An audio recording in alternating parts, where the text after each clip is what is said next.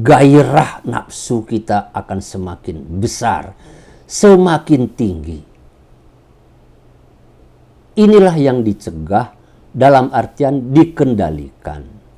Jangan sampai kita terperosok melayani hawa nafsu sehingga kita terseret kepada kehidupan yang buruk.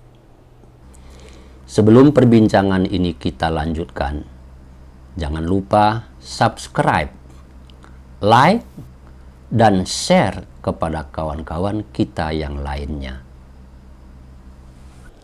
Assalamualaikum warahmatullahi wabarakatuh.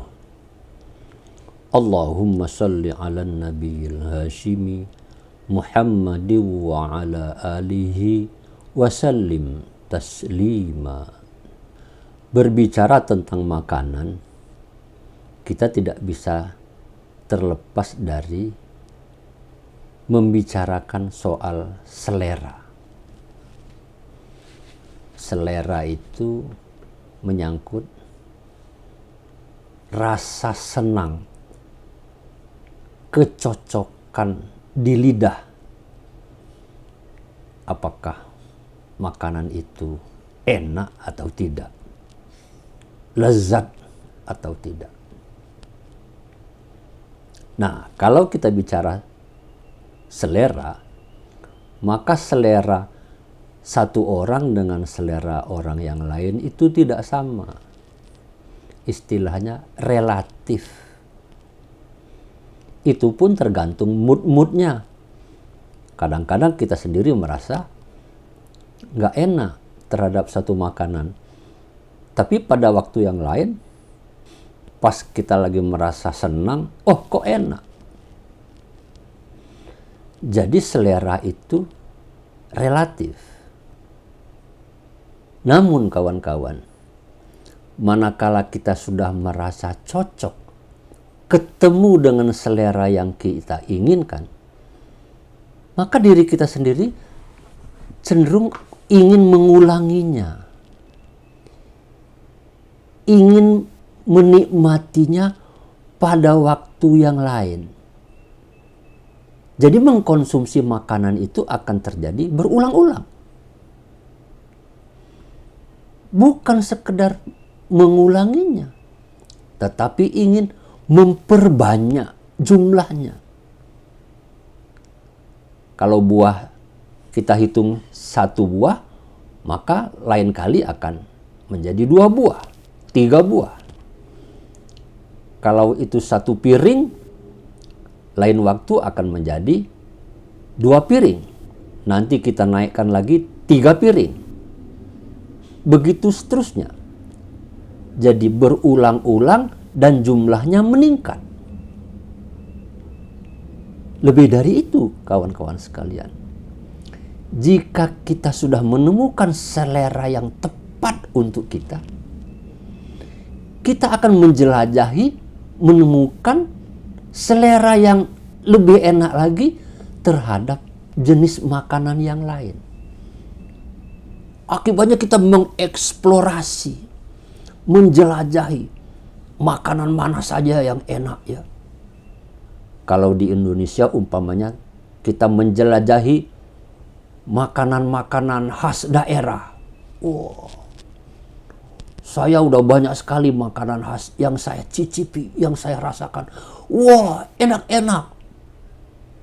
Saya hampir seluruh daerah sudah saya rasakan. Ada lagi yang mengatakan, wah, bahkan saya makanan-makanan dari luar negeri pun sudah saya nikmati. Kawan-kawan sekalian, sifat daripada manusia terhadap makanan, ketika dia sudah menemukan seleranya, maka dia akan terus mengembangkan, terus mengeksplorasi.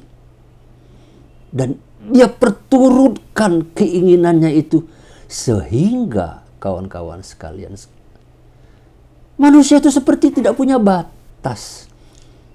Sampai kapan dia harus menikmati makanan?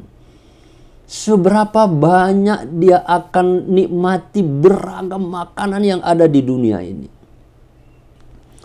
Kawan-kawan, makanan, selera, dengan demikian berhubungan dengan nafsu.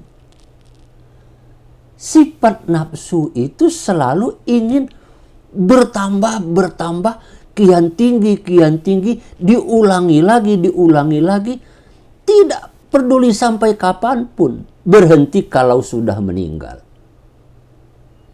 Orang sakit pun kadang-kadang masih memikirkan makanan yang enak. Wah, enak banget kalau saya bisa sehat, makan itu, makan ini. Padahal sudah sakit. Itu sifat dari nafsu manusia terhadap makanan.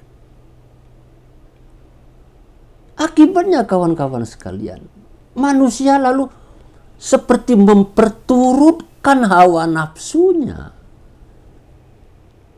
Ada orang yang cukup bisa mengendalikan karena kepentingan-kepentingan tertentu. Karena dia menjadi ahli kuliner umpamanya. Tapi kawan-kawan sekalian, umumnya kita hanya memperturutkan keinginan yang datang dari dalam diri kita sendiri. Memperturutkan hawa nafsu. Dan ketika itu sudah hinggap ke dalam diri seseorang, maka nafsu itu tidak memperdulikan nilai, tidak memperdulikan norma, tidak lagi memperdulikan etik, bahkan tidak memperdulikan lagi ajaran-ajaran agama yang justru dia yakini. Itu sifat dari nafsu. Di dalam Islam, nafsu seperti ini disebut sebagai nafsu ammaroh. Al-Quran menyebutkan innan nafsa la ammaratum bisu'i. Sesungguhnya nafsu yang ada pada diri kamu itu, pada diri kita, sifatnya adalah mendorong, mengajak kepada keburukan-keburukan. Nafsu makan tadi lalu kita menumpuk koleksi makanan. Menumpuk produk-produk yang kita sukai. Lihat di kulkas, lihat di dapur. Wah, segala macam tersedia. Bila perlu setiap hari pergi ke supermarket. Ada orang yang memang memanfaatkan kesempatan ini. Industri pangan, industri makanan jadi, itu melakukan penelitian mana kira-kira makanan yang paling disukai oleh masyarakat. Itu yang diproduksi. Selera masyarakat itu diteliti. Dan kita lalu terbawa arus oleh industri makanan untuk mengkonsumsi, mencicipi sebanyak-banyaknya yang disediakan oleh industri itu. Nah, hasilnya kawan-kawan sekalian, lalu pada diri kita terjadi sakit, pikiran kita menjadi nggak benar, mental kita menjadi tidak stabil, karena sifat nafsu amarah selalu cenderung untuk perbuatan-perbuatan yang buruk, selalu mengajak kepada hal-hal yang buruk.